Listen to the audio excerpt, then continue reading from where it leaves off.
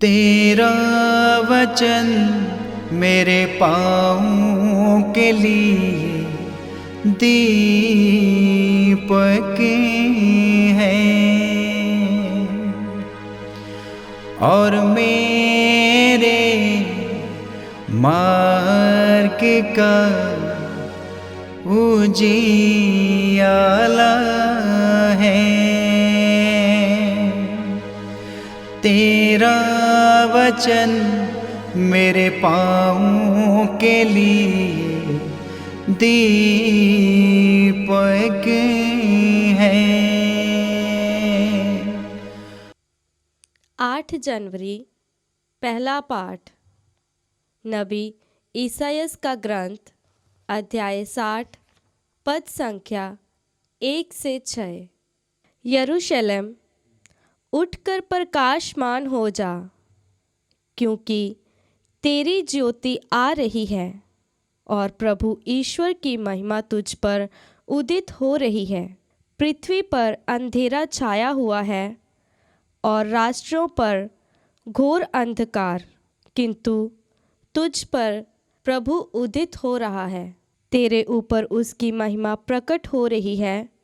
राष्ट्र तेरी ज्योति की ओर आ रहे हैं और राजा तेरे उदयमान प्रकाश की ओर।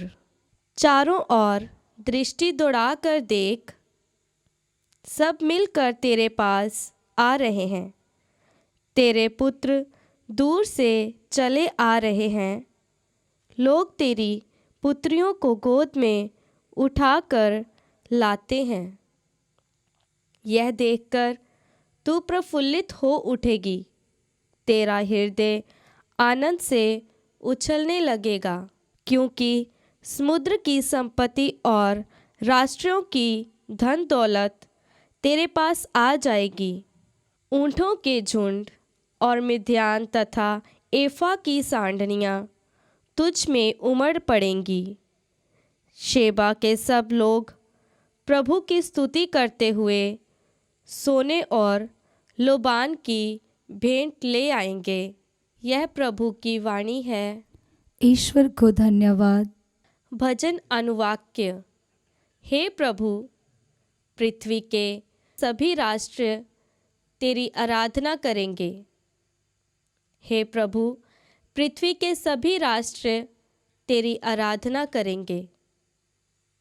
हे ईश्वर, राजा को अपना न्याय अधिकार, राजपुत्र को अपनी न्यायशीलता प्रदान कर, जिससे वह तेरी प्रजा पर न्यायपूर्वक शासन करें और पद दलितों की रक्षा करें। अनुवाक्य। हे प्रभु, पृथ्वी के सभी राष्ट्र तेरी आराधना करेंगे। उनके राज्यकाल में न्याय फलेगा फूलेगा और अपार शांति सदा सर्वदा छाई रहेगी। उनका राज्य एक समुद्र से दूसरे समुद्र तक, पृथ्वी के सीमांतों तक फैल जाएगा। अनुवाक्य। हे प्रभु, पृथ्वी के सभी राष्ट्र तेरी आराधना करेंगे। तर्शीश और द्वीपों के राजा उन्हें उपहार देने आएंगे। शेबा और सबा के राजा उन्हें भेंट चढ़ाएंगे। पृथ्वी के सभी राजा उन्हें दंडवत करेंगे। सभी राष्ट्र उनके अधीन रहेंगे। अनुवाक्य। हे प्रभु, पृथ्वी के सभी राष्ट्र तेरी आराधना करेंगे। वह दुहाई देने वाले दरिद्रों और पद दलितों की रक्षा करेंगे। वह निस्सहाय और दरिद्र पर तरस खाकर पद दलितों के प्राण बचाएंगे। अनुवाक्य। हे प्रभु, पृथ्वी के सभी राष्ट्र तेरी आराधना करेंगे। दूसरा पाठ। एफेसियों के नाम संत पौलुस का पत्र अध्याय 3 पद संख्या 2 से 3, 5 से 6 तक। भाइयों, आप लोगों ने अवश्य सुना होगा कि परम दयालु ईश्वर ने आपकी भलाई के लिए मुझे ये कार्य सौंपा है। उसने मुझ पर वह रहस्य प्रकट किया है जो पिछली पीढ़ियों में मनुष्य को नहीं बताया गया था और अब आत्मा के द्वारा उसके पवित्र प्रेरितों और नबियों पर प्रकट किया गया है। वह रहस्य ये है कि सुसमाचार के द्वारा यहूदियों के साथ गैर यहूदी एक ही विरासत के अधिकारी हैं, एक शरीर के अंग हैं और यीशु मसीह विषयक प्रतिज्ञा के सहभागी हैं। ये प्रभु की वाणी है। ईश्वर को धन्यवाद। जय घोष हालेलुया। अनुवाक्य। हालेलुया। हमने उनका तारा उदित होते देखा है, हम उन्हें दंडवत करने आए हैं। अनुवाक्य। हालेलुया। पवित्र सुसमाचार संत मत्ती के अनुसार अध्याय 2 पद संख्या 1 से 12। यीशु का जन्म यहूदिया के बैतलहम में राजा हेरोद के समय में हुआ था।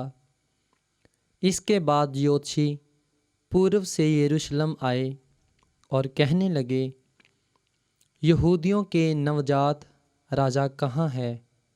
हमने उनका तारा उदित होते देखा है, हम उन्हें दंडवत करने आए हैं। यह सुनकर राजा हेरोद और सारा यरूशलेम घबरा गया।